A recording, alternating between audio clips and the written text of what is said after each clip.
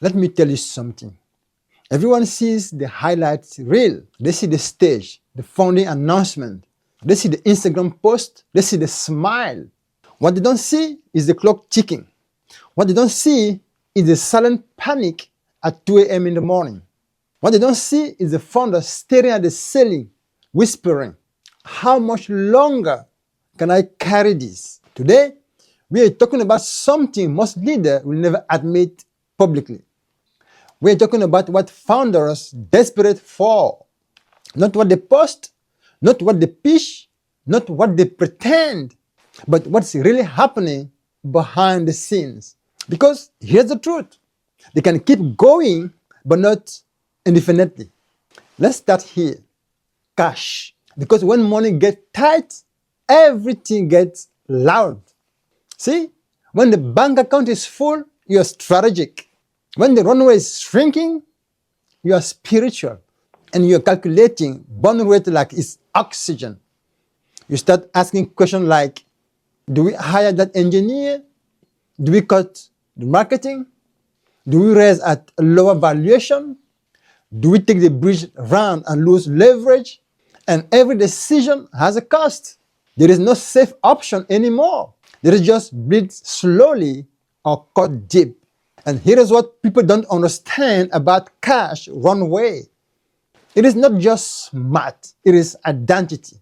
Because when the runway hits 6 months, you don't just feel pressure, you feel exposure. You feel the weight of payrolls, families, investors, promises. You work in the meeting smiling, but inside you're thinking. If revenue doesn't increase in 90 days, this whole thing changes. And that's desperation, not weakness, not incompetence. Desperation is clarity under fire. And some of you watching right now, you are not lazy, you are not confused, you are not unfocused. You're up against the clock, and the clock doesn't care about your vision. So what are founders desperate for? They're desperate for revenue spike, a closed deal, a miracle client, a funny email that says, "We are in." Let me ask you something. Have you ever known someone needs to go, but you are still hoping they'll change? That is leadership pain. Because people's decisions, they cost emotionally before they cost financially. There is someone on the team right now who is not performing, who is not growing, who is not aligned, and the leaders knows it. But firing them means morale shift, gossip spreads, workload increases, risk rises. And promoting someone means betting on potential over proof. Replacing someone means uncertainty. And here is the heavy truth. Every leader eventually realizes talent is oxygen, because the wrong person in the wrong seat can suffocate the company, but the right person can change everything. So founders are desperate for certainty in people, loyalty without babysitting, initiative without micromanaging, leaders who lead themselves. They are desperate to stop carrying grown adults, because leadership fatigue doesn't come from strategy. It comes from managing emotions.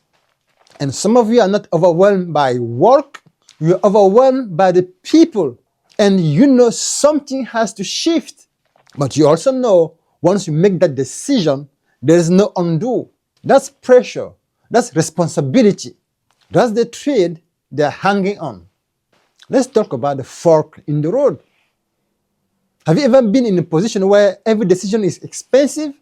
You pivot, you lose identity. You stay the course, you risk irrelevance. You raise capital, you dilute. You don't raise, you restrict growth. Enter a new market, you stretch your team. Stay focused, you miss opportunity. You see, movie lies to you. They make it seem like one road is wrong and one road is right. But in real leadership, both roads hurt. That's when you find out who you are, because strategy is not about avoiding pain. It's about choosing which pain builds the future. And when leaders are desperate, is not because they don't see the fork. It is because they do, and they know once they choose, momentum shifts permanently. Some of you are standing at that fork right now and you're waiting for clarity. But clarity doesn't always come before courage. Sometimes you move and clarity catches up. But hear me when I say this. Indecision is also a decision, and it is usually the most expensive one. Leaders can keep going, but not indefinitely.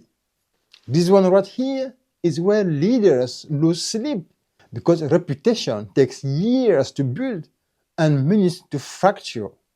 Layoffs. You know, revenue doesn't support the team size. You also know that cuts are necessary. But we also know these are people, these are families, these are dreams. So you write the announcement 12 times. You rewrite it. You remove words like unfortunately. You add words like grateful. And still, it doesn't feel like enough. Then there is a pivot where you have to admit the original plan is not working. Ego fights that. Pride fights that. But survival demands it. And public statements, one tweet, one interview, one misstep. In today's world, leadership is performance under surveillance. And leaders are desperate for grace, understanding, forgiveness for imperfect decisions. A community that sees intent, not just optics. Because one reputational wound can collapse investors' trust, employees' trust, consumers' trust. And trust is currency. Some leaders are not afraid of falling privately. They are afraid of falling publicly. And that pressure, it is heavy. Now, we are going to real battlefield, the one nobody sees. Energy, mental endurance. Because you can solve strategy, you can raise capital. You can restructure teams. But if you break internally, everything breaks. There comes a point when the body whispers, I'm tired. And the mind responds, not yet. And coffee becomes fuel. Sleep becomes optional. Weekends disappear. And the smile becomes performance. Let me say this again. You are holding vision for everyone. But who is holding you? You are holding vision for everyone. But who is holding you? Founders are desperate for resting without guilt, confidence without pretending, strength without isolation. Someone to say, you don't have to carry this alone. High performers don't quit because it's hard.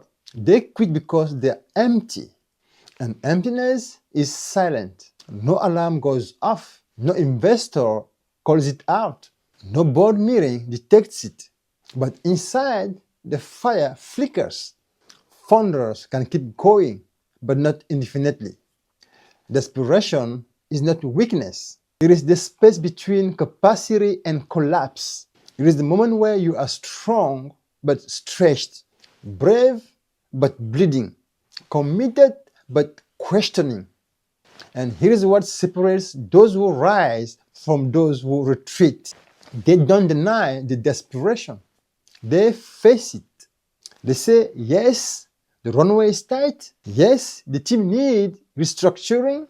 Yes, this pivot is scary. Yes, I'm exhausted.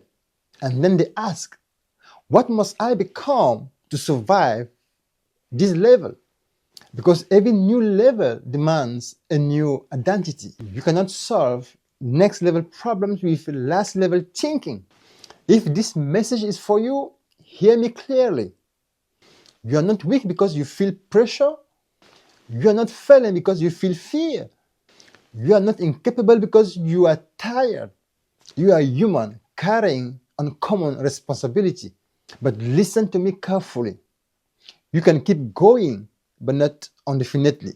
So don't just push harder, get sharper. Don't just endure, adjust. Don't just survive, evolve. Make the decision you have been postponing. Have the conversation you have been avoiding.